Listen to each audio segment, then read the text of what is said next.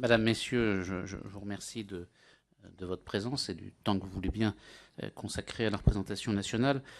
Comme vous le savez, nous sommes dans le cadre d'une mission sur la santé mentale et la psychiatrie. Et on a fait pour l'instant 3 temps. Un premier temps qui était des auditions qui visaient à nous permettre de cadrer le mandat qui est très large qui nous a été donné par la Commission des affaires sociales.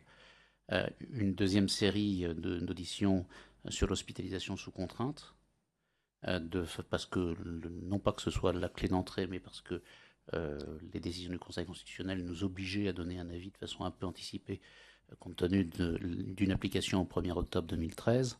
Et là, on reprend le cours normal, si je puis dire, de notre mission, par une série d'auditions thématiques. On a fait des auditions sur la pédopsychiatrie, sur la précarité et aujourd'hui sur les rapports prison-psychiatrie.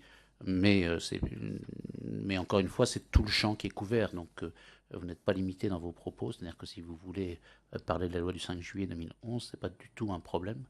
Puisqu'encore une fois, on a déposé non pas un rapport, mais un pré-rapport, et que nos conclusions définitives peuvent être modifiées. Donc voilà le cadre dans lequel on est. Donc, ce matin, on a procédé à une première série d'auditions. Et puis, cet après-midi, on a souhaité entendre les syndicats. Et donc, je vous remercie d'être présent. D'abord, donc, Monsieur Deliste pour FO Direction, Monsieur Deliste et Monsieur Viard, donc le secrétaire général et un membre du bureau national. Et pour le syndicat national des directeurs pénitentiaires, Monsieur Dejeanne et Madame Drouet. Alors, je m'aperçois que j'ai oublié d'excuser Monsieur Barbier, qui est président de la mission, qui a dû retourner dans sa circonscription. Ça, c'est des choses qui arrivent aux députés. Et par conséquent, je vais cumuler cet après-midi les fonctions de président et de rapporteur, mais je vous rassure, ça ne change pas grand-chose. Donc, dans l'ordre que vous souhaitez, je vais passer la parole à Monsieur Deliste, puisque vous êtes le plus proche de moi, puis on va aller dans le sens. Mais après, vous répartissez comme vous l'entendez. On a 1 heure. Ce que je vous propose, c'est qu'il puisse y avoir au départ, tout confondu, une demi-heure d'intervention, puis qu'après qu'on ait un temps d'échange avec les députés qui sont là ou qui seront là. Puisque pour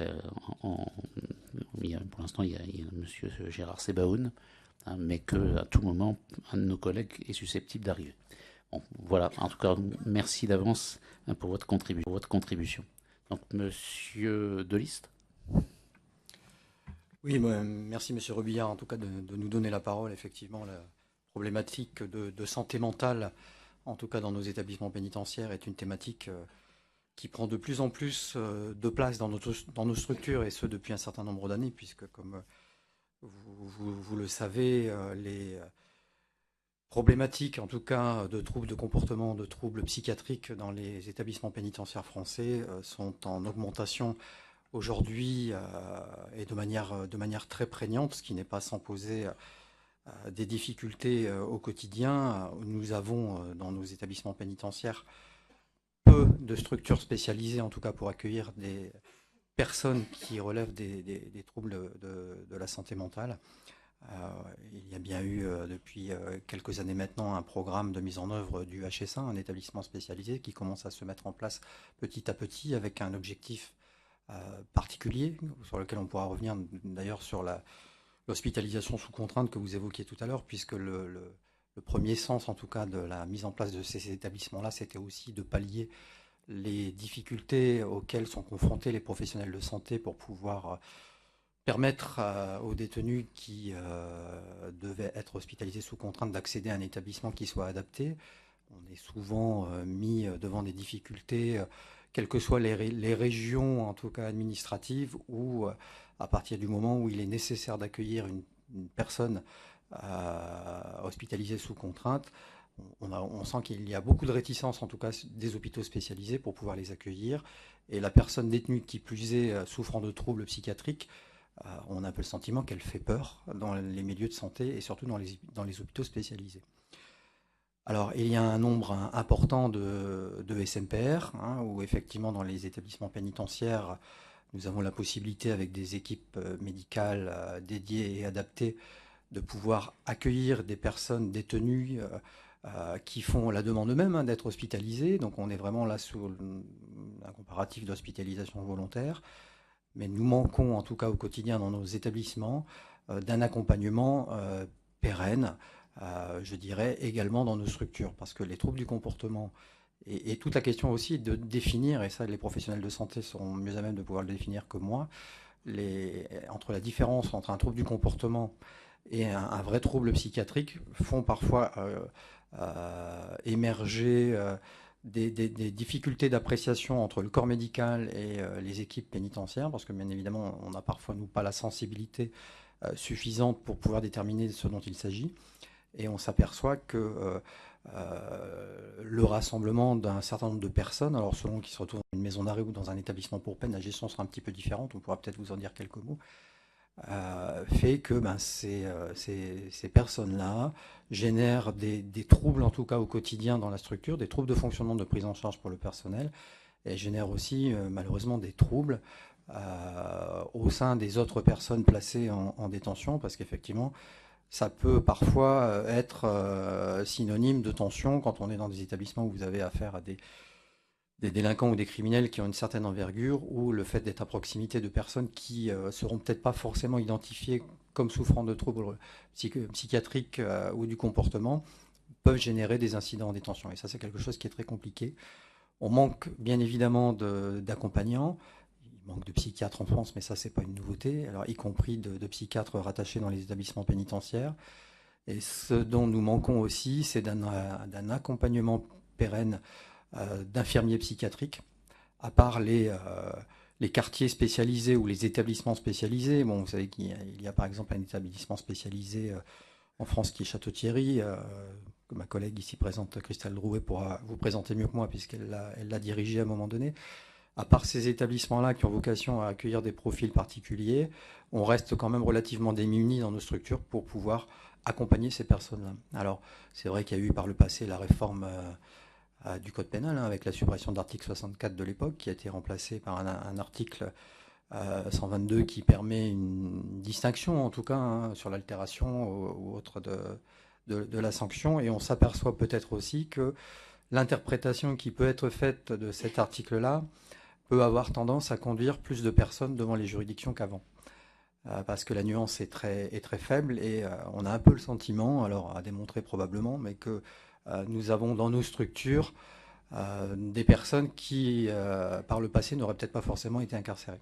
Alors c'est aussi une des solutions pour protéger la société française, et les établissements pénitentiaires sont aussi là pour cela. Mais encore faut-il, dans ce cas, si la psychiatrie accepte ou en tout cas suit moins de personnes qui ont commis des délits à l'extérieur ou des crimes, il faut dans ce cas donner les moyens aux établissements pénitentiaires de pouvoir déployer des secteurs dédiés pour accueillir ces personnes-là, qu'elles ne se retrouvent pas mélangées à des publics différents et qui ne souffrent pas forcément de troubles de cet ordre-là, et de lui donner également du personnel, parce que le personnel pénitentiaire, même s'il est très polyvalent, n'est pas forcément formé pour être confronté au quotidien à des problématiques de cet ordre-là.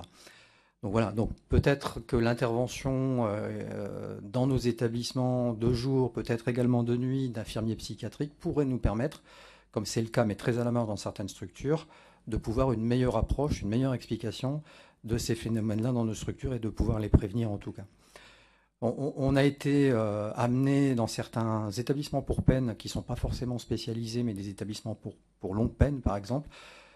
J'ai en tête un établissement en France qui est le centre de détention de Val-de-Reuil en l'espèce, où on accueille de très longues peines. Sur Val-de-Reuil, il devrait y avoir à peu près entre 20 et 30 détenus condamnés à la réclusion criminelle à perpétuité dans un des secteurs longue peine. On a été obligé à l'époque d'instaurer un secteur de prise en charge dédié où vous avez normalement en centre de détention, les personnes sont hébergées avec un dispositif porte ouverte du matin au soir, puisque les dispositions sont quand même allégées dans ce type d'établissement. On a été amené à garder un régime fermé et très fermé sur lesquels, de fait, on se retrouve avec un rassemblement de publics qui souffrent de troubles psychiatriques ou psychologiques, ou en tout cas de troubles du comportement.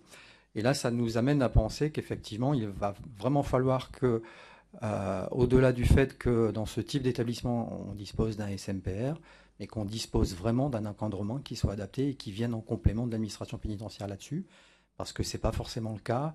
Ça, comme je vous l'indiquais tout à l'heure, ça génère un certain nombre d'incidents, y compris ou alors des personnes qui vont complètement s'enfermer sur elles-mêmes et ne plus sortir de la cellule, rester, alors que dans un établissement pour peine, on est quand même censé pouvoir accéder au maximum de dispositifs permettant en tout cas de s'inscrire à plus ou moins long terme, selon la date, selon la longueur de la peine bien évidemment, mais de s'inscrire dans un dispositif de préparation à la sortie. Et là, on s'aperçoit qu'on est relativement démuni. Et ça, c'est une réelle difficulté. Donc ce que nous pensons, c'est qu'effectivement, il faut qu'on puisse déployer des établissements spécialisés, adaptés pour accueillir ce type de public.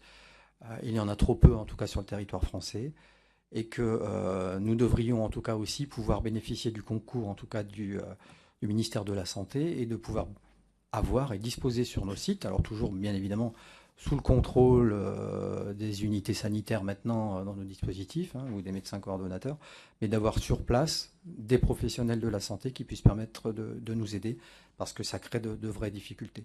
Et encore une fois, j'insiste, hein, les UHSA, c'est une très bonne chose. Malheureusement, on s'aperçoit qu'il y a encore beaucoup de places qui sont dédiées pour les hospitalisations volontaires.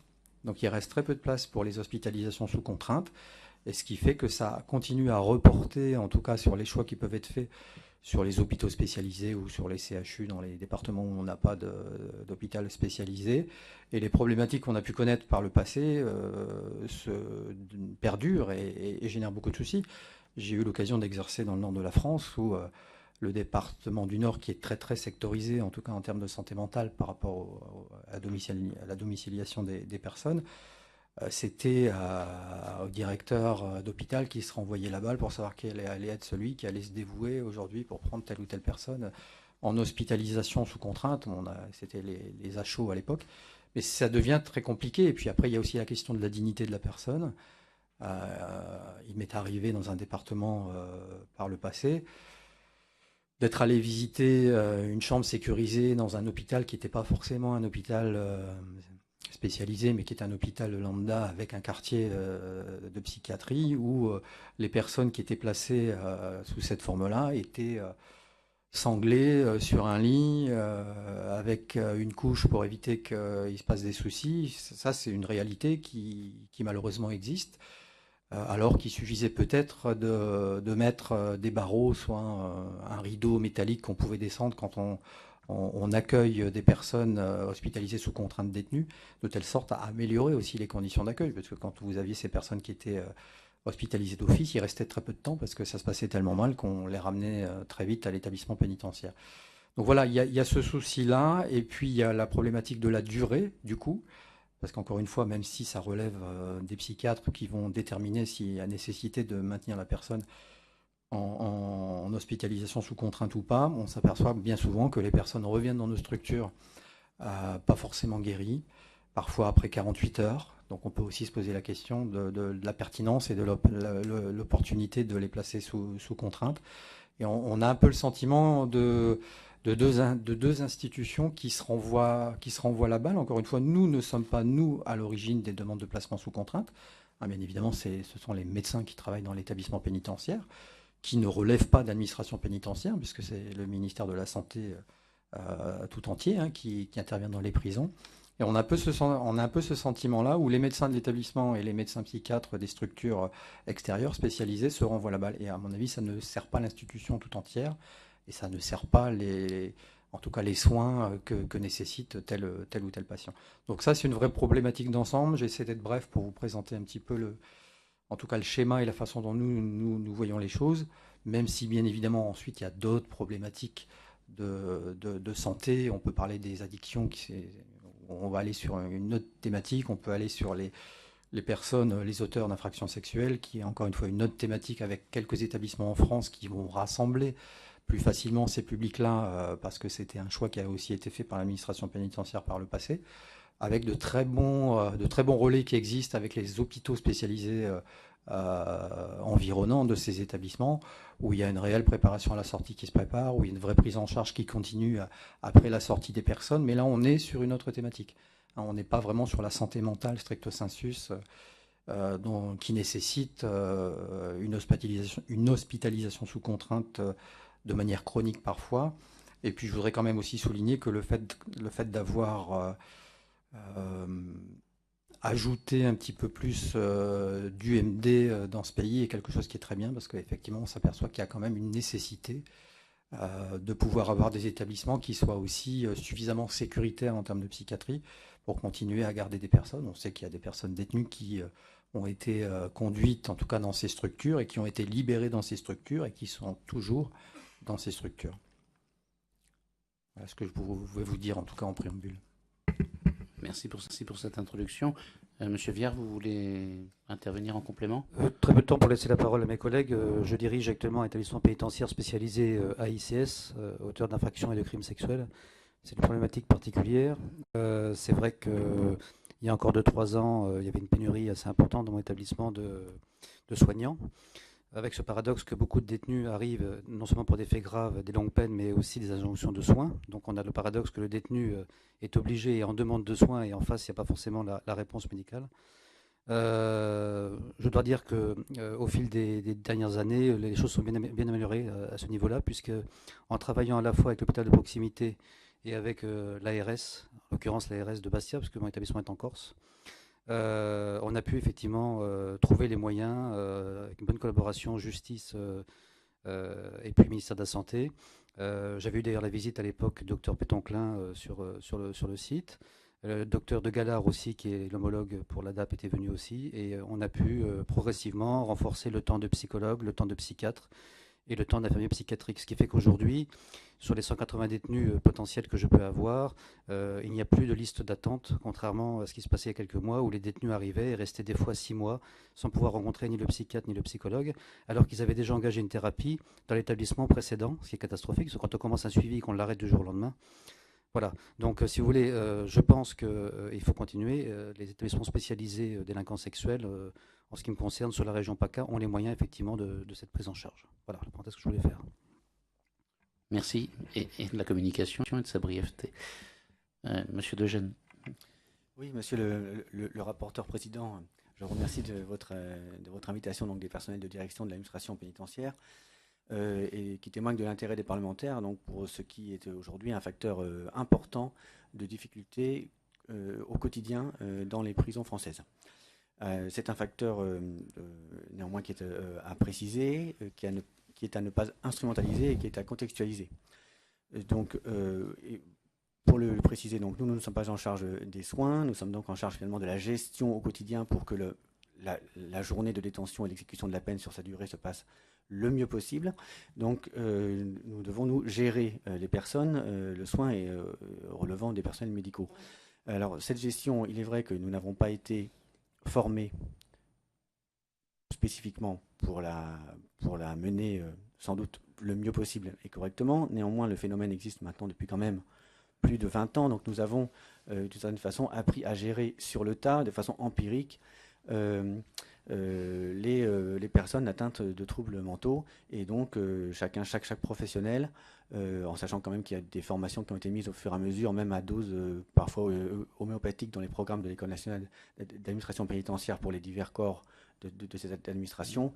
Néanmoins, chacun le fait, j'allais dire, à sa façon, de la façon la plus professionnelle possible, depuis le surveillant sur son étage, l'officier qui fait un certain nombre d'audiences ou qui repère les personnes les plus en difficulté, parce qu'il y a les troubles qui se traduisent par de l'agressivité, mais d'autres qui, au contraire, sont moins visibles, les personnes atteintes de phénomènes dépressifs ou autres, mais des problèmes mentaux, mais qu'il faut pouvoir repérer à temps pour éviter les drames. Et puis bien sûr les personnels de direction qui doivent composer avec et les dispositifs et les personnes qui leur sont confiées et les personnels dont ils ont la responsabilité pour savoir éventuellement qui placer au bon endroit sur quel secteur pour que les choses se passent au mieux. C'est également donc un facteur qui est à ne pas instrumentaliser. Je le dis toujours, je le dis aussi parce qu'il y a souvent une tendance à une instrumentalisation pour faire de l'anti-institutionnel. Alors pas de la part des gens qui sont dans cette salle évidemment, mais qu'on entend souvent à l'extérieur compte tenu du nombre élevé de personnes atteintes de troubles mentaux dans les prisons, d'en mettre la responsabilité notamment sur l'institution pénitentiaire. Mais s'il est vrai évidemment que la détention a forcément un impact sur la santé des personnes présentes et un impact également sur leur santé mentale, très souvent, néanmoins, nous recevons une population qui est beaucoup plus sujette et qui est déjà atteinte souvent de pathologies de ce type avant même d'arriver en détention. C'est-à-dire que voilà, le fait qu'ils soient très nombreux n'est pas une conséquence systématique du fait que les personnes soient en détention. Puis enfin, c'est à contextualiser, puisqu'évidemment, nous sommes victimes d'un contexte doublement défavorable. Nous, dans les prisons, qui d'une part est un contexte, j'allais dire, légal, voilà, que M. Deliste a rappelé tout à l'heure, en effet, donc, depuis 20 ans, donc, le Code pénal donc, a permis donc, les peines d'emprisonnement fermes, voilà, pour les altérations du discernement lors de la commission des faits, ce qui a augmenté considérablement effectivement le nombre de personnes atteintes de troubles mentaux qui arrivaient dans les prisons. Et l'autre facteur, c'est une politique de santé publique qui a conduit à une fermeture importante des lits dans les hôpitaux psychiatriques. Et on peut avoir parfois l'impression d'un système quasiment de vase communicant entre des personnes qui ne pouvant plus être dans les hôpitaux psychiatriques mais ne pouvant néanmoins pas rester en liberté, voilà, se retrouvent à l'occasion d'inévitables déviances ou délits, voilà, dans l'établissement pénitentiaire. Voilà. Donc ce que je voulais rappeler donc, pour le contexte, en ce qui concerne le nombre de personnes qui sont concernées par ces troubles, dans l'établissement pénitentiaire, en fait, nous sommes beaucoup finalement sur de l'estimation parce que les études dont nous disposons sont d'une part finalement assez peu nombreuses, surtout au niveau national. Voilà, et elles sont ensuite sur des échantillons qui nous paraissent peut-être un peu restreints. Et puis enfin, elles sont anciennes puisque celles dont nous disposons pour la plupart datent de 2001, 2003, 2006. Et il serait bon, d'ailleurs, peut-être qu'une enquête à plus grande échelle, soit une enquête épidémiologique, voilà, soit menée, diligentée, ou peut-être que ça fasse l'objet, vous en aviserez bien sûr, des recommandations peut-être de votre mission. Mais donc nous pouvons considérer, en voyant ces enquêtes qui nous paraissent relativement proches en effet de la réalité que nous constatons, que donc un peu plus de la moitié, on va dire entre 50 et 60% donc de troubles psychiatriques donc, sont repérés sur les entrants. Donc, à peu près plus de la moitié des entrants à l'établissement pénitentiaire peuvent être considérés comme étant en effet atteints de troubles de ce genre. Et d'ailleurs, un suivi psychiatrique est préconisé pour la moitié de ces entrants. Le recours des détenus aux soins psychiatriques est à peu près 10 fois supérieur à celui de la population à l'extérieur, mais justement à replacer au type de population que nous recevons dans les prisons, qui bien sûr en proportion augmente considérablement le besoin, et d'ailleurs l'appel aux soins par les personnes détenues elles-mêmes augmente en fonction du dispositif qui est mis à leur service. C'est-à-dire c'est plus nombreux, par exemple, dans les endroits où nous disposons effectivement de SMPR, donc avec des équipes plus étoffées, présentes au quotidien sur la durée de la semaine, parfois même la nuit, dans 2 SMPR à notre connaissance en France. Et donc, effectivement, plus il y a une offre de soins présente, plus il y a un recours à ces soins qui est fait par les personnes détenues qui donc éprouvent des difficultés de ce type. Donc il est vrai que souvent on peut considérer que nous sommes confrontés à peu près peut-être un tiers des personnes détenues qui nous posent des problèmes directement liés en fait à leur état mental. Et on peut estimer également qu'une grande partie parmi eux, peut-être entre un cinquième et un quart, donc souffrent plus particulièrement de troubles psychotiques. Sur le dispositif même de soins qui est mis donc à disposition dans les prisons, je vais laisser la parole, si vous le voulez bien, à ma collègue Christelle Drouet. Oui, bonjour. Alors, Il faut que vous allumiez votre micro parce que si. Voilà. nous Il y a un petit disposons signal rouge. tout d'abord des UXA, des unités de consultation et de soins ambulatoires qui permettent aux personnes détenues d'avoir des consultations avec des psychiatres et des psychologues. Néanmoins, quand on dispose de protocoles de soins au sein des établissements, on s'aperçoit assez rapidement que les équivalents temps plein en psychiatre et en psychologue ne sont pas pourvus, ce qui laisse les détenus en souffrance puisqu'ils ont besoin de soins adaptés. Effectivement, il existe 26 SMPR. Néanmoins, ne sont accueillis dans ces SMPR que les personnes détenues consentantes, qui souhaitent le soin. Et quand on parle de troubles mentaux, je pense qu'il faut distinguer déjà tout ce qui est troubles du comportement et pathologie psychiatrique, à proprement parler. Et rares sont ceux qui sont en demande de soins, finalement. Il y a toute une partie de la population pénale qui reste en souffrance, qui n'est pas consciente des troubles dont elle souffre et qui n'est pas demandeuse de soins. Pour ces personnes non consentantes aux soins, il existe ensuite les dispositifs d'hospitalisation sous contrainte en application de l'article D398 du Code de procédure pénale. Ça peut s'exécuter dans les hôpitaux psychiatriques de rattachement, ça peut s'exécuter dans les unités pour maladies difficiles et ça peut désormais s'exécuter dans les UHSA. Alors, l'avantage des UHSA, c'est que, à ma connaissance en tout cas, les séjours en hospitalisation sous contrainte sont plus longs que ce qu'ils ne sont dans les hôpitaux psychiatriques de rattachement, où effectivement, comme le disait mon collègue tout à l'heure, il arrive assez fréquemment ces hospitalisations soient de 48 heures et qu'elles perdent largement de leur sens. Dans les UHSA, ces hospitalisations sont plus longues. Et puis, dans les UHSA, il y a aussi une partie de la population pénale qui n'est plus presque contrainte, quand elle est consentante aux soins, de se rendre dans des SMPR qui sont bien souvent situés dans des maisons d'arrêt. Donc pour les condamnés, c'est un retour en maison d'arrêt, c'est pas forcément simple. Et ça permet surtout, dans le cadre de l'hospitalisation avec consentement, de quitter le milieu pénitentiaire qui peut parfois accentuer la pathologie pour des soins en milieu non pénitentiaire, puisque l'administration pénitentiaire n'assure que la garde extérieure et n'est pas située à l'intérieur à proprement parler, à l'intérieur des murs des UHSA. Puis il y a un dispositif atypique qui est celui des admissions qui sont des affectations pénitentiaires au centre pénitentiaire de Château-Thierry. C'est un établissement qui existe depuis très longtemps et qui, avec la réforme à mort en 1950, s'est spécialisé de facto dans l'accueil de ce qu'on appelait à l'époque les aliénés. Et petit à petit, cet établissement a fini par accueillir les condamnés dont le comportement était complètement inadapté à une détention classique.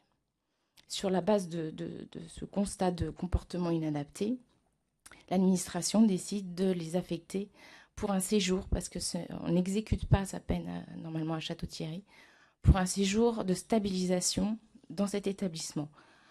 Cet établissement dispose effectivement d'une équipe soignante très étoffée, et aussi et surtout d'un personnel pénitentiaire qui, au fil des années, a acquis une culture professionnelle extrêmement particulière qui leur permet de prendre en charge les détenus de manière très adaptée, très en lien avec le service médical, ce qui permet de pousser les personnes détenues d'abord à accepter la pensée d'avoir besoin d'un traitement, le prendre et stabiliser leur comportement pour ensuite les réaffecter dans des structures classiques.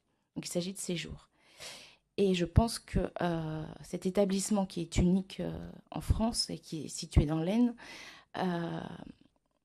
a de très gros avantages pour ces personnes qui souffrent de troubles psychiatriques, mais provoque un éloignement familial conséquent quand vous avez des personnes qui peuvent venir parfois même de Corse pour une stabilisation de leur état psychique.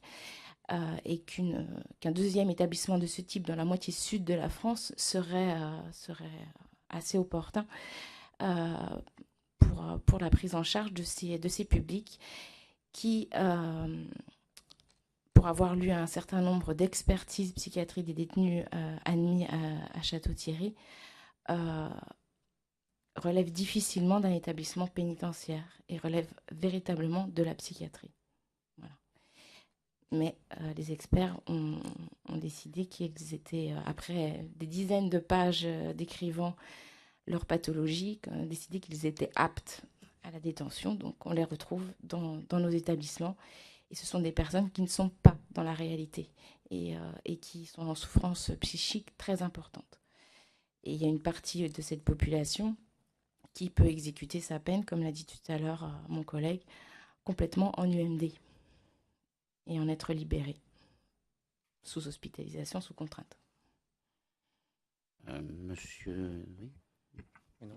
Juste pour confirmer et aller dans le sens de ce que vient de dire Christelle Drouet, c'est que ces personnes-là, quand elles ont été jugées aptes à comparaître devant un tribunal ou devant une cour d'assises, ont le même comportement et les mêmes troubles psychiatriques qu'à l'extérieur et font peur. Ce sont des personnes qui font peur, qui sont jugées et qui, de par leur simple comportement, vont générer de toute façon une condamnation et parfois une condamnation qui sera peut-être même plus lourde que d'autres personnes par rapport justement à leurs difficultés, à leurs troubles psychiatriques. Et ça, c'est une réalité, malheureusement.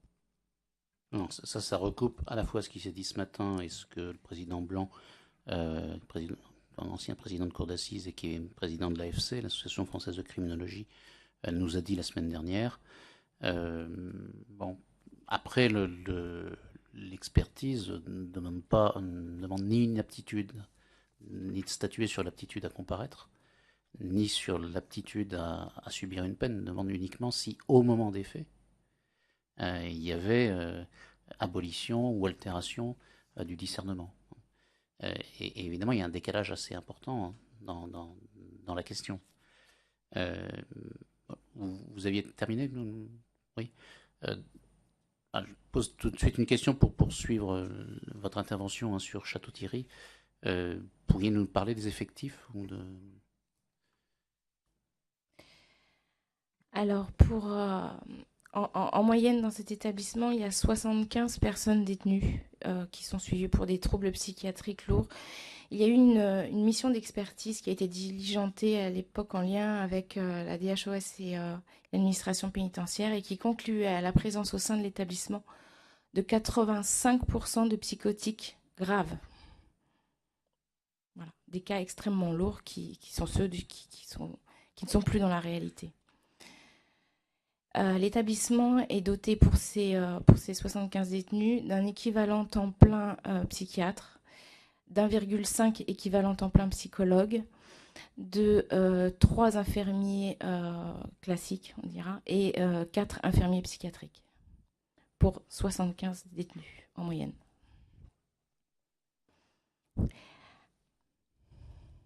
Merci. Dans ce cas-là, est-ce que vous avez un ratio pour, parce que vous avez dit qu'il y avait une surdotation par rapport à des établissements différents de Château, enfin oui, qui n'ont pas la spécificité de Château-Thierry. Est-ce que vous avez connaissance des ratios pour les établissements de façon un peu habituelle? Alors, je ne sais pas si d'ailleurs ça diffère, parce que je crois que c'est M. Delis qui nous avait dit qu'on avait intérêt à distinguer, et puis que vous pourriez nous apporter des précisions à ce sujet, entre les maisons d'arrêt et puis les établissements pour peine. Est-ce que vous pourriez nous dire ce qu'il en est de ce point de vue? Vous avez 2 types d'établissements, comme le disait tout à l'heure ma collègue. On a plutôt développé les SMPR dans les maisons d'arrêt. Il existe quand même des SMPR dans certains établissements pour peine. C'est ce que je vous indiquais tout à l'heure, par exemple pour Val-d'Oreuil, où on sait qu'on va avoir dans ces structures-là des publics particuliers avec des problématiques psychiatriques d'une part, mais aussi avec des problématiques d'ordre sexuel par exemple ou autre, où on va pouvoir avoir un certain nombre de personnes soignantes et d'encadrants en infirmier traditionnel ou infirmier psychiatrique. Sauf que ça reste très rare au niveau national et nous manquons de toute façon des infirmiers psychiatriques dans les établissements, dans les unités sanitaires qui ont remplacé les UXA maintenant dans les structures. Ça n'existe quasiment pas, vous en avez quasiment pas. Quelquefois vous allez avoir un mi-temps ou un quart-temps ou quelque chose où vous aurez des personnes qui sont là. Et la difficulté, c'est que parfois on peut être aussi amené à avoir des infirmiers psychiatriques qui vont se substituer à des psychiatres parce qu'il y a un défaut de recrutement de psychiatres ou de psychiatres volontaires pour venir travailler dans la structure. Mais l'infirmier, il va faire son travail d'infirmier, il ne fera jamais le travail de psychiatre, ce qui va obliger parfois des extractions dans les hôpitaux spécialisés de rattachement ou ces choses-là. Et ce sont des situations qui sont très difficiles à gérer au quotidien et qui ne nous servent pas. Donc on sait, c'est ce qui a été indiqué tout à l'heure, également qu'il y a un taux très important, il y a une concentration forte de toute façon de personnes qui souffrent dans nos établissements. Alors je dirais que le ministère le plus à même de pouvoir faire une nouvelle évaluation, c'est le ministère de la Santé, plus que l'administration pénitentiaire, sur ces problématiques-là. Parce qu'il y a aussi toute la problématique d'accès aux soins, de secret médical, etc., etc. On n'a pas forcément exactement une lisibilité, c'est ce que je vous indiquais en début de propos.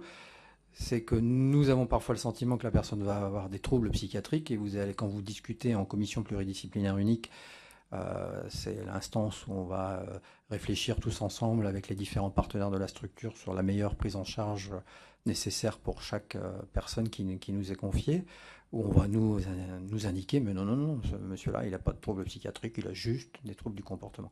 Sauf qu'effectivement, il va vous générer des incidents du matin au soir, etc., etc. Donc là, on manque, si vous voulez, certainement en termes aussi de formation par rapport à ça. C'est ce qu'indiquait M. Degene tout à l'heure.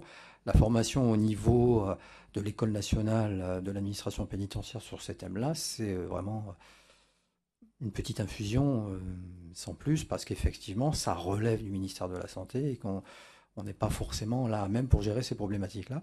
Mais encore faut-il que nous puissions avoir partout en France des ETPT qui soient remplis, et c'est pas le cas. Parce que même si vous avez un protocole santé local qui prévoit avec l'hôpital de rattachement ou les hôpitaux, quand vous avez l'hôpital général et l'hôpital spécialisé, mais il y a souvent malheureusement des différences entre ce qui est prévu et ce qui est dans la réalité, mais c'est aussi la conjoncture qui veut ça, puisque malheureusement, nous savons que dans ce pays, il manque quand même beaucoup de psychiatres.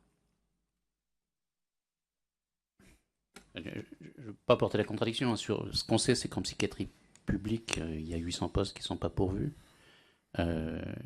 Après, on a en France un nombre de psychiatres qui est le double de celui qui existe en Allemagne ou en Angleterre. Et donc, et en plus, pour simplifier les choses, on sait que dans les 10 ans qui viennent, 40% des psychiatres vont prendre leur retraite. Et vous connaissez comme moi la durée qu'il faut pour former un psychiatre. Absolument. Donc on est sur ces éléments-là. Je donne pas de solution puisque d'abord je ne l'ai pas et puis ensuite ça ferait partie de la réflexion de la mission. Alors vous avez parlé de la CPU. Donc ce matin on a eu un long entretien avec des syndicats ou des associations de psychiatres qui interviennent en détention, et avec une réticence qui nous ont marqué de façon très forte sur leur participation à la CPU, en disant qu'il y avait un problème d'atteinte au secret médical, puis qu'il y avait un problème déontologique d'apprendre à travers la CPU des informations que leurs patients n'avaient pas voulu leur donner. Comment vous voyez les choses de votre côté ? C'est une réelle problématique. C'est une réelle problématique dans le sens que la réforme date maintenant depuis 1994, où vous avez le ministère de la Santé qui est entré dans les établissements pénitentiaires. Avant, c'était géré différemment. On avait plus facilement un certain nombre d'informations. Alors ça a été une bonne chose aussi de faire rentrer le ministère de la Santé dans les établissements. Il nous a fallu un temps d'adaptation certain pour que les professionnels de la santé et les professionnels pénitentiaires se comprennent. Je pense qu'on y est arrivé depuis. Il y a eu énormément de travail qui ont été réalisés. Ce qui reste dommage, c'est qu'il y ait cette façon permanente de s'arc-bouter, en tout cas dans ce qui peut être de l'information partagée, dans le cadre d'une commission pluridisciplinaire unique, qui, je le rappelle, dont le seul objectif, c'est de déterminer ensemble quelle est la meilleure prise en charge à mettre en place pour le public qui nous est confié. C'est le seul but. C'est bon, la France pénitentiaire a quasiment labellisé la totalité de ses parcours arrivant dans toutes les structures, justement pour permettre une excellente approche de la personnalité de chaque individu. On va évaluer sa dangerosité, sa personnalité, son potentiel suicidaire, sa vulnérabilité, tout ça de concert, et ça se termine, bien évidemment, cette phase d'observation qui peut durer entre 2, 3, 4, voire 10 jours selon les flux d'arrivants que nous avons dans nos structures, permet justement un échange d'informations très pertinent, nous permettant de dire, ben voilà, cette personne-là, il faudra favoriser telle option dans sa gestion. Ça peut être sur les thématiques de formation, de travail, mais aussi de prise en charge sanitaire, etc., de risque, de potentiel suicidaire, la façon dont il faut la traiter. Mais c'est vrai que depuis que nous avons développé les commissions pluridisciplinaires uniques, on est toujours opposé. Alors après, c'est aussi une question de personnalité, bien évidemment, des professionnels de la santé qui vont participer à ces séances-là. Mais en grande majorité, vous avez deux difficultés. C'est qu'effectivement, il y a de l'information qui est donnée, qui remonte de l'ensemble du terrain et des observateurs. Il n'y aura pas forcément d'observations qui descendront du médecin, parce que je pense que c'est aussi l'éthique médicale qui veut ça, et où on est toujours dans le sentiment de vouloir protéger le patient et de ne pas révéler un certain nombre d'informations. Sauf que la prise en charge, de toute façon, elle reste globale. On n'a pas une prise en charge, on a une prise en charge pénitentiaire, sanitaire, qui est confiée à l'institution de ce pays. D'où le seul intérêt, c'est la personne détenue. Je veux dire, si on est tous rassemblés autour d'une table, c'est pour la personne détenue. Et ça reste une vraie difficulté sur lequel on n'a pas forcément de réponse. Quand vous avez placé une personne en surveillance spécifique, par exemple, c'est la surveillance qu'on va mettre en place quand on sait qu'il y a, pour une période donnée, par exemple, des risques de passage à l'acte suicidaire. Donc on va demander, le fait d'inscrire cette personne sur cette liste-là va conduire le personnel qui se trouve en responsabilité de l'hébergement de celle-ci d'être plus attentif, d'aller voir ce qui se passe de temps en temps dans sa cellule, de vérifier s'il n'a pas stocké un nombre de médicaments important. Enfin bon voilà, on reste vigilant, on essaye de faire en sorte qu'elle ne reste pas seule trop longtemps dans la journée, on va lui proposer des activités. C'est le cadre de la surveillance spécifique, on fait une surveillance de nuit. Pour que cette surveillance spécifique puisse avoir un sens, il faut qu'elle ne dure pas très longtemps dans le temps, sinon ça perd de son sens. Si vous laissez quelqu'un sur un spécifique tout le temps, toute l'année, ça banalise tellement la surveillance qu'elle perd de son sens et l'opportunité n'existe pas. Donc nous, ce que nous souhaitons, c'est qu'au quotidien, et c'est pour ça que dans beaucoup d'établissements, même si les textes ne prévoient pas forcément ça, on préfère faire une commission pluridisciplinaire unique à vocation de suicide chaque semaine, pour s'assurer qu'effectivement, si à un moment donné, cette surveillance-là n'a plus lieu, de la lever le plus rapidement possible, quand bien même il serait nécessaire 15 jours, un mois après, de la remettre en œuvre si la situation venait à se dégrader.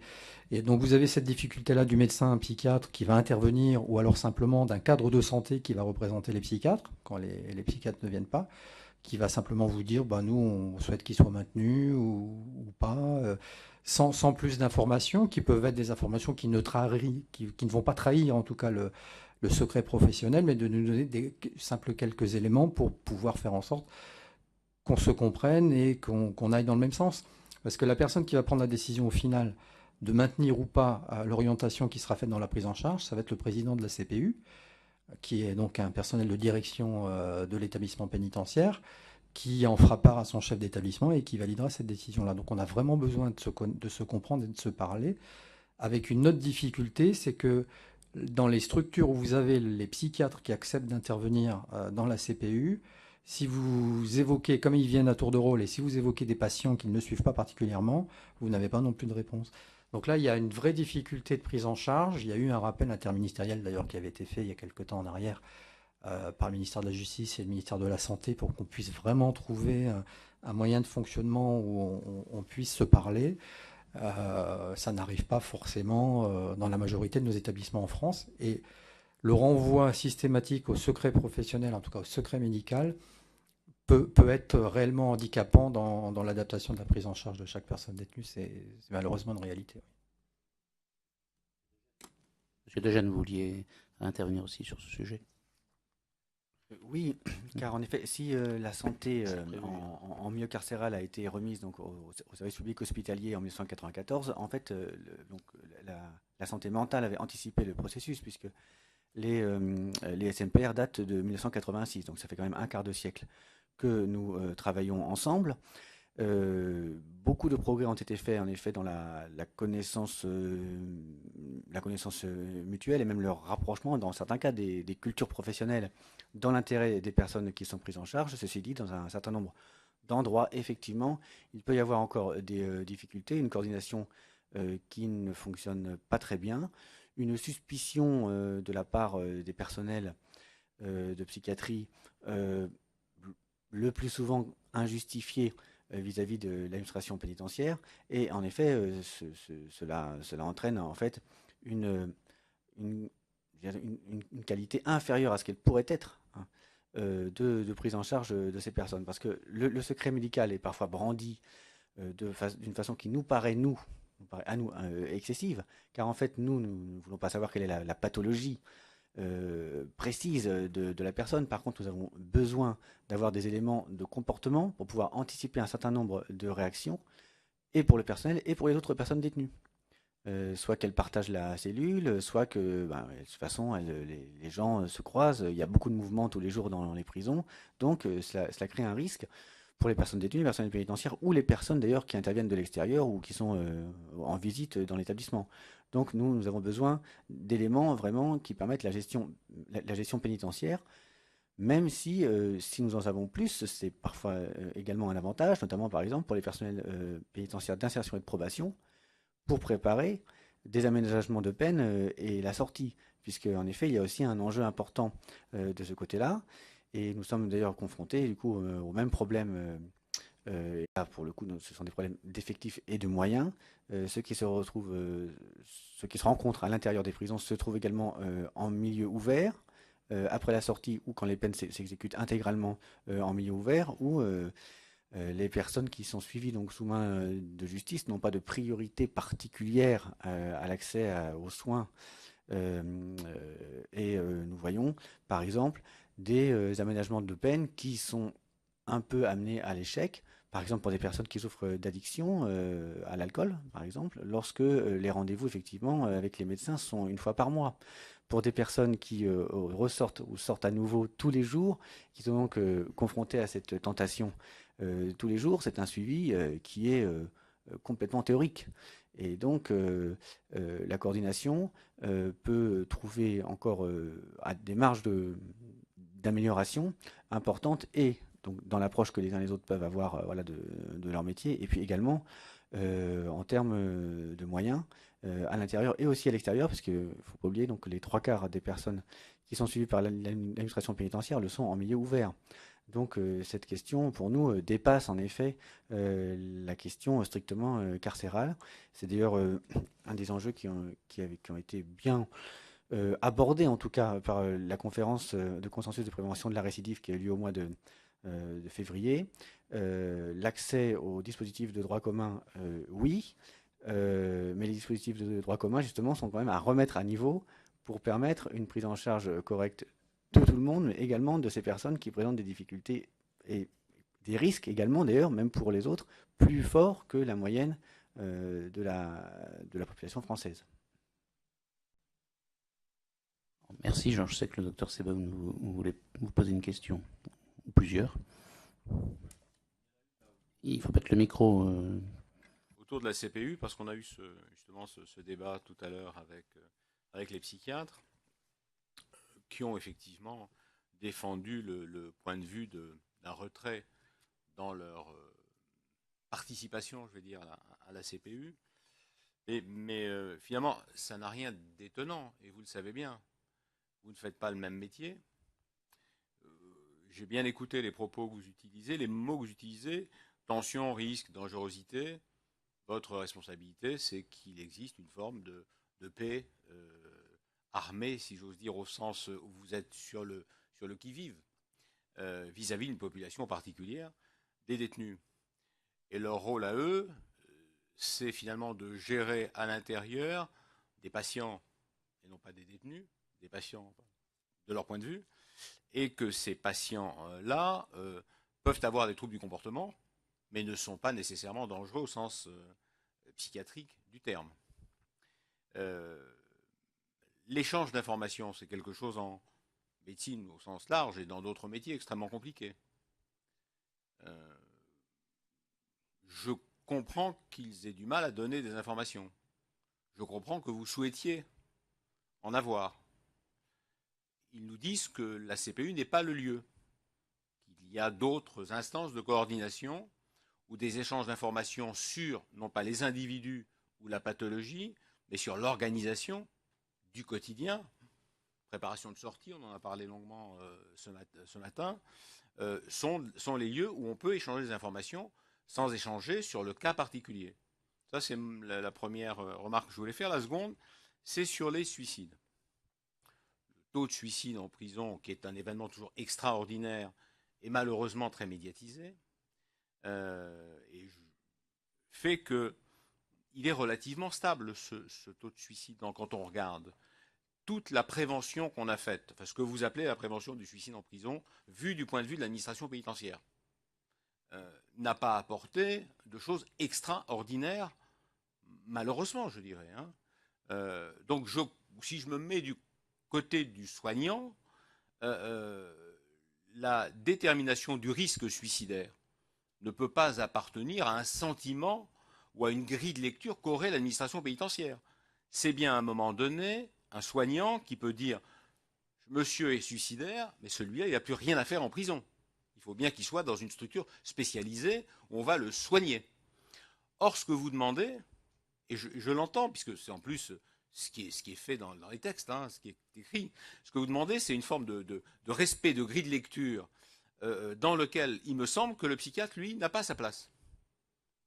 Vous dites, aidez-nous à nous dire qui est à risque, dans les premiers jours notamment, parce que c'est là où c'est très important. Le psychiatre, il ne répond pas à cette question-là. Si c'est un malade qui peut se foutre en l'air, eh ben on l'envoie se faire soigner. Mais on ne le surveille pas dans la prison. Donc, il peut pas, enfin aujourd'hui, il ne peut pas y avoir adéquation entre ces deux positions. Ça n'est pas possible. On parle du même individu, mais pas de la même chose. Vous parlez d'un détenu à risque, il parle de quelqu'un qui peut, à un moment, être un patient qui peut passer à l'acte. On ne parle pas de la même chose. Donc je comprends cette réticence, même si les UXA sont un progrès, chacun l'entend, et qu'il y a eu beaucoup de progrès de la médecine pénitentiaire, personne ne le conteste. Mais là, on voit bien qu'il y a une vraie difficulté, on a atteint une limite. Il ne s'agit pas d'écrire simplement des critères dans un livre bien fait, où on va remplir des cases, et où les surveillants, dont on sait, et je l'ai rappelé récemment dans une autre mission à l'Assemblée, qu'il y a aussi un sur-risque de suicide chez les surveillants pénitentiaires. Ce qui veut bien dire la difficulté de ce métier, mais on ne parle pas de la même chose. On parle du même individu, mais on ne parle pas de la même chose. Et donc je ne sais pas comment peut se faire la jonction. Pas dans une CPI ou pas ailleurs, je ne sais pas. Je ne sais pas répondre à cette question. Bon. Attention, je ne suis pas sûr que j'aurais posé la question exactement de la même façon. Mais oui, mais je veux dire, c'est que les choses sont compliquées. Parce que quand même, sur les informations qui doivent ou qui peuvent être données, on peut discuter, je pense. Bon. Et on peut-être d'ailleurs que, enfin, je sais pas si on en aura le temps parce que ça passe très vite une mission, mais qu'on aura intérêt, enfin, voilà, de fait, aujourd'hui, sous cet après-midi, vous êtes là, ce matin, ils étaient là, donc pour nous, le dialogue, c'est pas idéal. Mais que des fois, dans la confrontation aussi, on peut avoir d'autres réponses et qu'on aurait intérêt à faire une table ronde où vos points de vue seraient confrontés, ce qui ne veut pas dire que le but c'est qu'on s'explique, qu'on se comprenne mieux et puis qu'on voit comment, si ça avance ou pas. Après, il peut y avoir des points d'irréductibilité. C'est vrai qu'on ne part pas du même point et on n'a pas le même point de vue entre deux professionnels et avec un problème de déontologie, de secret médical qui en plus est couvert. Enfin, le secret médical, il est pénalement sanctionné quand il n'est pas respecté. C'est quand même bon. Puis des problèmes de responsabilité qui ne sont pas les mêmes de part et d'autre, mais qui existent partout. Bon. Donc voilà, bon, ceci dit, je le disais parce que je sens qu'on est sur un point où on aurait intérêt, peut-être que notre mission, enfin on verra si on arrive à l'organiser, intérêt à mettre, à mettre tout le monde autour d'une table et puis essayer d'approfondir, de voir les points de blocage qu'on constate, parce que de ce point de vue, vous me dites la même chose, c'est-à-dire que le blocage dont on a parlé ce matin, vous vous en rendez compte en le critiquant. Mais voilà, enfin en le constatant en tout cas. Donc moi je suis j'ai entendu ce que vous disiez. On a entendu les psychiatres ce matin qui parlaient sur les problèmes, l'importance de la coopération en matière d'organisation. Est-ce que vous, alors, d'une part, vous réagissez à ce que vous a dit Monsieur Sebaoun, parce que je ne voudrais pas qu'en réintervenant, on oublie sa question qui était intéressante et importante. Et puis, vous nous disiez si vous avez des pistes qui, de votre point de vue, permettraient de dépasser cette difficulté qu'on constate. Monsieur Deliste, oui. Plusieurs remarques. J'entends ce que dit monsieur. Heureusement que le tableau n'est pas aussi noir, parce que dans beaucoup d'établissements, enfin moi je sais que dans l'établissement que je dirige actuellement, je suis régulièrement saisi, parfois directement par téléphone, quelquefois par la transmission d'un document formel qu'on a mis en place dans nos structures, d'une situation à risque d'une personne où on me dit attention, cette personne-là nécessite un placement sous surveillance spécifique immédiat ou un doublement pendant un certain nombre de temps jusqu'à nouvel ordre, etc., sans rentrer dans les détails. Et on a, heureusement, ces relations-là. Il n'y a pas... en tout cas, si mes propos ont été interprétés de cette façon-là, je souhaite qu'ils soient corrigés, parce que il y a une réelle collaboration qui s'est mise en place, en tout cas, dans beaucoup d'endroits, avec les différents soignants, avec les médecins. Alors, il y a des comités de coordination qui ont lieu à peu près tous les mois ou 2 mois sur les problématiques d'organisation, comme vous l'indiquiez tout à l'heure, monsieur. Ça, effectivement, ça existe. Mais on sent quand même qu'il y a eu une avancée intéressante sur les problématiques, parce que le médecin psychiatre de l'établissement ou même le médecin généraliste, quand il sent que ça ne va pas, il nous appelle, il dit attention, ce monsieur-là, ça ne va pas trop, vaut mieux le surveiller de manière plus précise en ce moment. Nous, on va voir ce qu'on peut faire côté médical. Mais il ne rentrera pas dans les détails, et je ne pense pas qu'il trahit le secret médical quand il nous interpelle en disant faites attention, surveillez-le plus. Donc là, de ce côté-là, on est plutôt dans le bon. Là où on devient dans le moins bon, c'est dans le suivi après, quand on a mis en place un certain nombre de dispositifs, où on peut avoir, et encore une fois, c'est aussi une question de personnalité, des problématiques qui se réfugient derrière le secret médical. Et encore une fois, il y a des expériences, vous parliez de pistes, monsieur Robillard. Je peux vous parler du centre de détention de Val-de-Reuil, parce que ça fait partie des établissements dans lesquels j'ai professé, où nous disposons d'un SMPR dans cet établissement-là.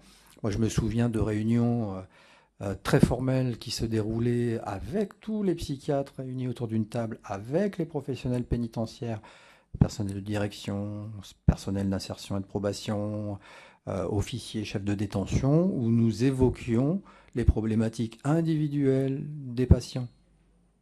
On les appelle patients, là, puisqu'on était dans les locaux du SMPR.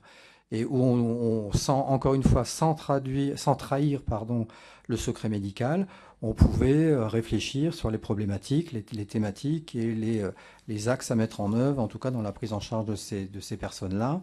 Et s'il y avait une réelle difficulté d'ordre psychiatrique qui nécessitait simplement une prise en charge médicale, nous avions ces informations-là. Donc, ce qui est possible dans certains endroits devrait, à mon avis, pouvoir être dupliqué peut-être de manière un peu plus édulcorée, je ne sais pas. Après, ça dépend aussi des dispositifs à notre disposition. Mais on sait que dans certains endroits, on peut faire. Donc pourquoi on ne peut pas, à un moment donné, vraiment mettre la personne incarcérée, parce que la personne est patiente. Alors après, c'est le verre à moitié plein ou à moitié vide. Est-ce qu'il est d'abord détenu et patient, ou est-ce qu'il est d'abord patient et détenu Si vous permettez, quand on est à risque suicidaire, si un médecin, psychiatre, est capable d'utiliser ce terme, un risque suicidaire, on est juste patient. On n'a plus rien à faire en prison. Et la surveillance, moi, ça me paraît une réponse extraordinairement, presque étonnante, de mon point de vue de médecin. Je ne suis pas député quand je vous dis ça. Comment est-ce qu'on peut dire ça? Comment est-ce qu'on peut dire on va mettre sous surveillance quelqu'un qui est à risque suicidaire? C'est particulièrement, et le laisser en prison. C'est particulièrement étonnant comme réponse. Excusez-moi, c'est pas une histoire de réunion là. Il y a quand même la loi qui passe par là.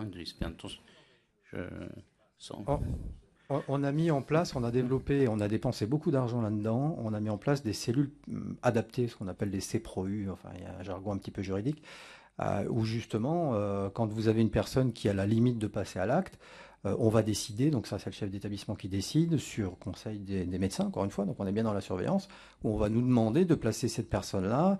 C'est très contraint, on a une procédure très stricte, on ne va pas dépasser 24 heures, et quand on va placer ces personnes dans ces pièces-là, c'est qu'on sait qu'il y a tout un dispositif, en tout cas d'hospitalisation sous contrainte qui est lancé, et dont on espère un avis favorable de la préfecture, parce qu'il y a aussi ça, on ne l'a pas évoqué, mais il y a aussi l'intervention des services de l'État qui parfois, on a connu ça dans certains endroits où on avait beaucoup de mal à avoir des places dans les hôpitaux psychiatriques, où le préfet refusait de signer l'arrêté d'achat de l'époque. Voilà, pour éviter d'avoir une personne qui va se retrouver encerclée par 2 policiers, enfin encadrée par 2 policiers dans un endroit, au milieu d'un hôpital, etc., avec les risques d'évasion. Ça, par contre, monsieur, c'est la réalité aussi de ces problématiques-là. Hein. Donc, moi, j'ai vu, pour soulager parfois les forces de l'ordre ou autres à un certain endroit, un directeur de cabinet de préfecture ou autre dire, mais non, moi, l'arrêté d'achat, je ne le signe pas.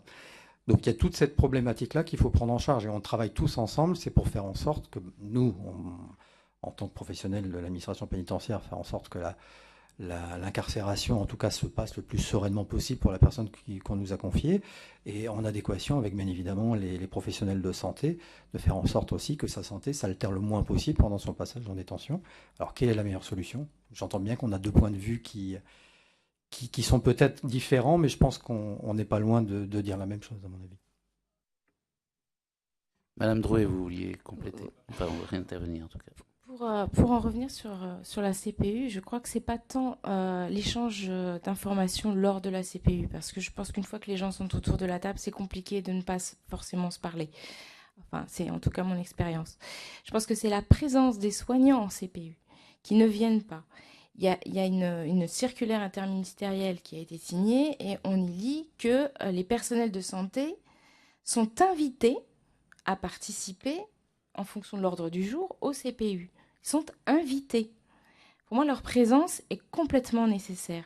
On a besoin de leur faire un certain nombre de signalements parce qu'on a des informations. Le service pénitentiaire d'insertion et de probation a besoin aussi d'échanger et avec nous et avec les soignants. C'est un ensemble de professionnels qui prennent en charge la personne détenue, qui ont besoin de se parler de la personne détenue pour effectivement mettre en œuvre une prise en charge adaptée. Mais cette prise en charge, elle peut être médicale, elle peut être sociale, elle peut être de tous ordres. Et on a besoin d'échanger sur ces points-là.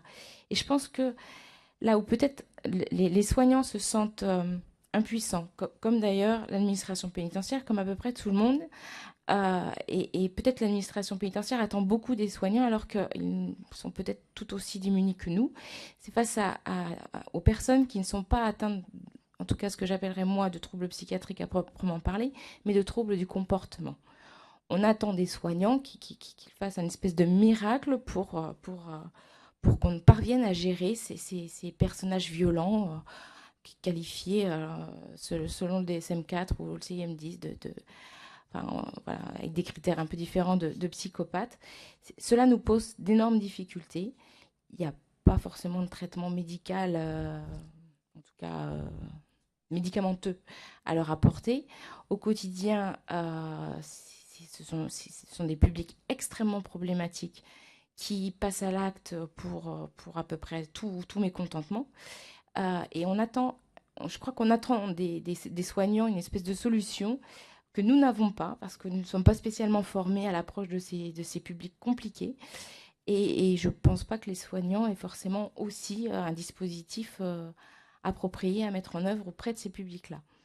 Alors, effectivement, là, il y a un établissement qui est pénitentiaire qui va ouvrir, qui est la maison centrale de Condé-sur-Sarthe, avec un dispositif sécuritaire extrêmement renforcé et qui vraisemblablement va accueillir bon nombre de ces publics-là. Néanmoins, le personnel pénitentiaire qui va les recevoir ne sera pas plus formé que les autres personnels pénitentiaires et devra affronter au quotidien, je pense, des actes de violence assez compliqués. Mais cela, je crois, souffle de troubles du comportement et pas forcément de maladie mentale à proprement parler. Malheureusement, on ne peut pas prolonger trop avant. Puis, encore une fois, je pense que il serait intéressant de poursuivre cette discussion avec tout le monde autour de la table pour que des 2 points de vue, le débat puisse se nouer. Sans d'ailleurs qu'on ait à procéder à un arbitrage, hein, c'est simplement une animation à ce stade. Une dernière question, mais c'est en lien avec ce que vous venez de dire, Madame Drouet, hein, sur le problème de la formation, parce que à la fois la prévalence des maladies mentales en milieu carcéral est très importante.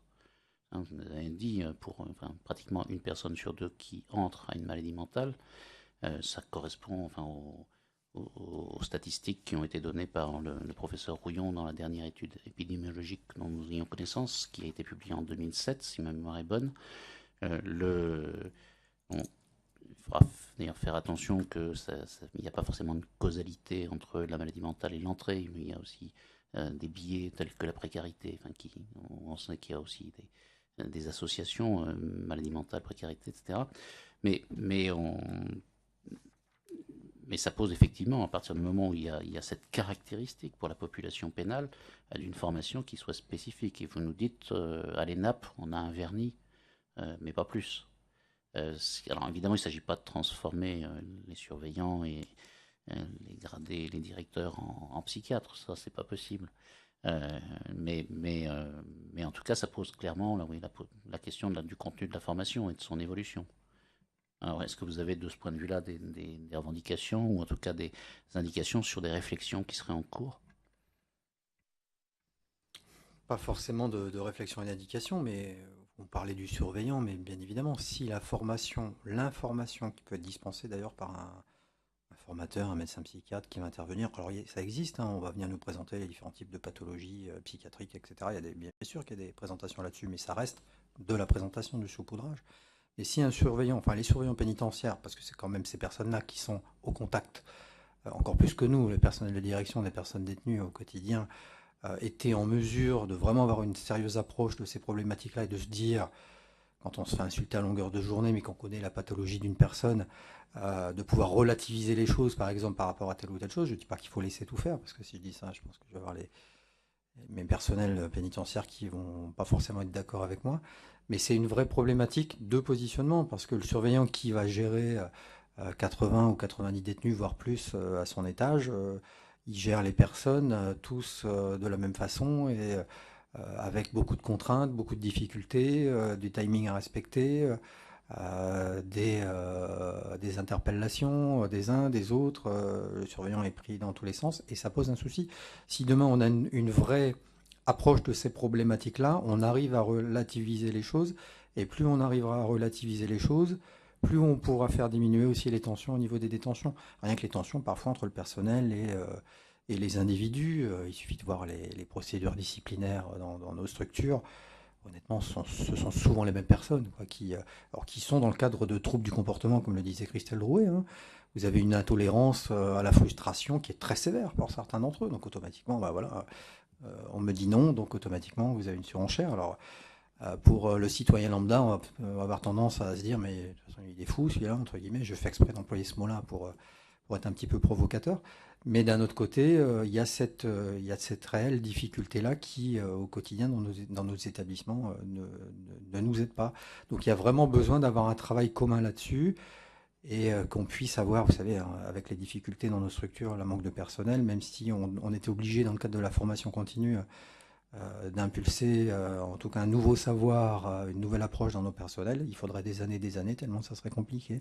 Mais au moins qu'on commence dans le cadre des réflexions que doit avoir l'École nationale de l'administration pénitentiaire, à essayer de vraiment mettre cette problématique-là, alors peut-être pas au premier rang, mais de le mettre vraiment dans un cursus qui soit suffisamment adapté pour qu'on ait un minimum de compréhension, en tout cas, que les gens puissent se comprendre par rapport à ça. Merci. Une autre... Non ? Moi, je comprends très bien la problématique que vous venez d'évoquer, bien évidemment. Mais est-ce qu'on peut être aussi globalisant ?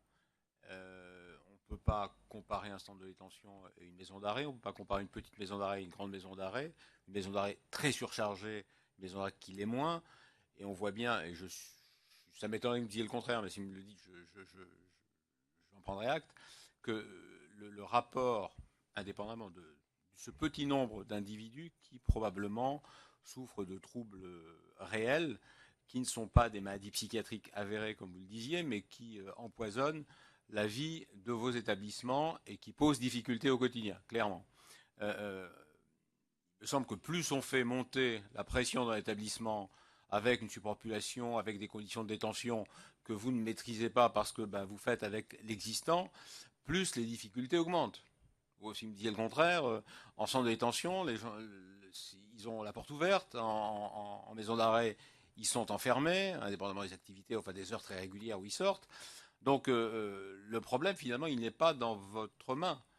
Il est peut-être qu'il y a une surpopulation carcérale, mais ça n'est pas de votre ressort que de dire est-ce qu'il y a trop ou pas assez de gens qu'on incarcère dans ce pays. Non, mais pourquoi je vous dis ça? C'est parce que ça rejoint un peu ce que nous disaient les psychiatres ce matin. C'est-à-dire que le problème est en amont. Pour certains, il faudra construire beaucoup plus de places de prison. Pour d'autres, il faudra incarcérer moins. Je ne vous demande pas de répondre à cette question. Mais je veux dire, la manière dont on globalise le sujet en disant qu'il y a effectivement des troubles du comportement, je suis certain que vous, directeur de prison, directeur d'établissement, qui changez d'établissement, vous allez trouver des situations fort différentes. Enfin, je l'imagine. Il n'y a pas voilà, donc je comprends très bien ce que vous dites. Je n'oppose pas le soignant et la direction d'un établissement et ses surveillants. J'ai beaucoup de respect pour ces métiers, au contraire. Mais je me dis qu'à force de globaliser, on ne répond pas au vrai sujet. Deux mots, mais là, vous avez la parole en dernier. Et si M. Desjeunes veut la reprendre, il n'y a pas de problème. Donc, M. Deliste. Je pense qu'on dit la même chose encore une fois. On est tout à fait d'accord. On a une approche différente pour arriver à la problématique, mais on dit la même chose. Il y a juste une chose que j'aurais souhaité rajouter, et sur lequel nous, en tout cas, c'est l'interprétation qu'on peut faire, les professionnels pénitentiaires, c'est qu'on peut aussi comprendre, il suffit parfois de lire 2 expertises psychiatriques avec des conclusions complètement opposées. On voit bien que selon l'approche qu'on peut avoir de la personne ou de son patient, on n'aura pas forcément la même opinion. Et je pense qu'on peut aussi comprendre, mais par contre, il ne faut pas que ça soit... que le secret médical, du coup, soit un refuge par rapport à ça, que même un professionnel de la santé ne soit pas en mesure de répondre à une question qu'on se pose par rapport à la vulnérabilité ou à la dangerosité d'une personne. C'est-à-dire que le psychiatre peut très bien me dire, mais écoutez, je sais pas. Mais ça peut s'entendre. Mais je préfère entendre qu'on me dise, je sais pas, qu'on ne me réponde pas du tout par rapport à une situation. Et ça, c'est aussi une vraie difficulté, et c'est souvent l'interprétation que nous en faisons. De se dire, effectivement, le fait de ne pas répondre et de se réfugier derrière le secret médical, parfois ça peut être aussi confortable. Mais bon. Ça, c'est votre appréciation. Le secret médical existe, donc il doit être intégré, y compris dans une réponse. Je prends pas parti. Je dis que c'est pas forcément un refuge, c'est aussi des fois des positions qui sont peut-être d'autant plus raides d'un point de vue déontologique qu'on est dans un cadre particulier d'exercice. Bon, et c'est pour ça que je pense que ce serait bien si on pouvait renouveler l'exercice en vous mettant tous ensemble. Et en le préparant peut-être à l'avance pour qu'on sache qu'on ait le temps de la discussion et des thématiques à aborder. Monsieur Desjeunes, vous vouliez... Eh bien, oui, donc simplement donc pour terminer, le dénominateur commun néanmoins entre donc les soignants et nous, comme d'ailleurs avec les personnels de l'enseignement, par exemple, qui interviennent dans nos prisons, c'est le service public. Nous sommes des services publics, puisque c'est le service public hospitalier qui intervient dans l'établissement pénitentiaire. Et à partir de cette réalité juridique, mais normalement très au-delà, puisqu'il y a quand même des investissements personnels et professionnels, des vocations. Voilà. Je pense qu'un certain nombre de problèmes, lorsque chacun a bien conscience de ça, peuvent être levés, puisque les services publics, chacun avec leur spécificité, leur spécialité, et ont néanmoins une mission globale qui est commune dans la société française. Donc je pense qu'il faut bien avoir en tête les uns et les autres le fait que nous sommes des services publics, ce qui nous permet d'aller dans la même direction. Bon, on terminera sur cette parole consensuelle et on lancera pas le débat parce que sinon ce serait intéressant, mais là je manquerai de courtoisie à l'égard de l'intervenant suivant. Mais je vous remercie beaucoup d'avoir pris du temps et de l'intérêt de vos communications et de vos réponses à nos questions.